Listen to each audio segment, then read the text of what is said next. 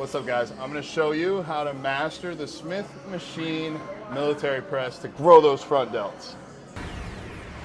All right, guys, Bodybuilding Vegan here. Today we are at Crunch. I'm going to show you all how to get set up in the Smith machine to do Smith machine military press. So work front delts. First things first, you got to get a bench. Make sure your bench is dead even in the rack. Otherwise, you're already going to be off. I really like to line up with the knurling, wherever fits best for you. That's to be determined. But that way I know my hands are even. If the bench is dead in line, then everything else is going to be even. You'll see the bench is not fully 90 degrees. It's, for me, most comfortable one setting back most times. Every bench is built a little bit differently, but I'm not dead straight up and down. I am leaning back a little bit.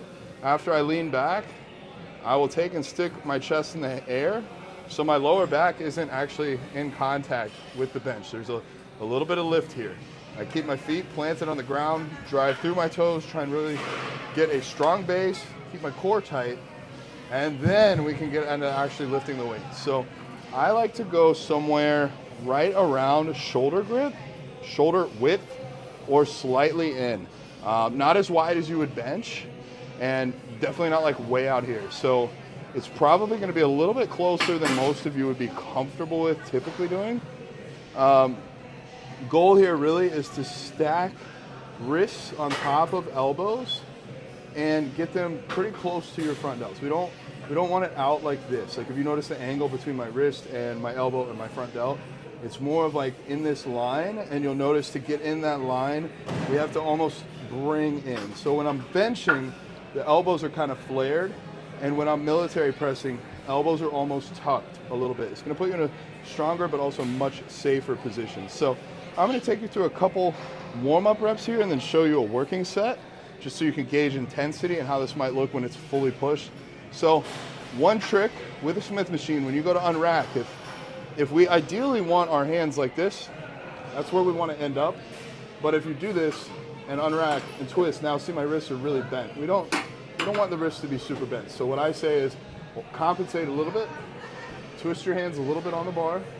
Now my wrists are kind of weird looking, but after I unrack this, boom, now my wrists are nice and straight.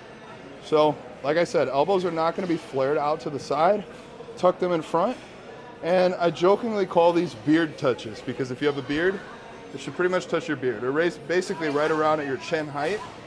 You can touch your chest if you have the range of motion. For me, more comfortable here around beard height. Take it, stay nice and tight. Drive up, deep breath in. Shoulders tight, squeeze your traps together. Drive up. All right, so this will be my first working set. Go ahead and do 2 plates. I normally do a little bit more, but not at my typical home gym, at least for a push day. We're gonna see how this looks.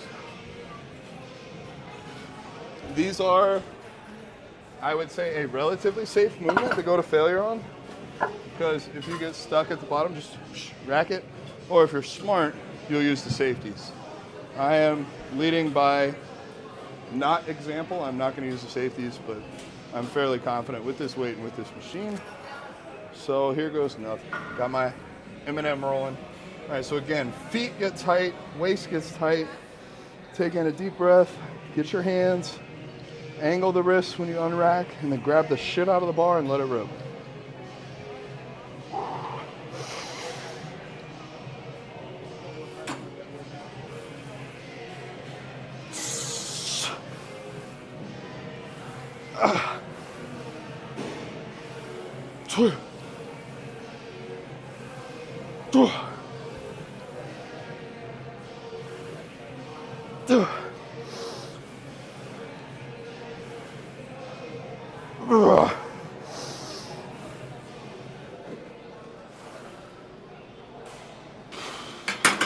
All right, perfect example of going to failure and safely getting out of it. So that's how I want you guys to do your Smith machine military presses. Make sure you like this. Comment below if you need another exercise done. Subscribe. Send to everybody, including Alex's goats. Bodybuilding Vegan out.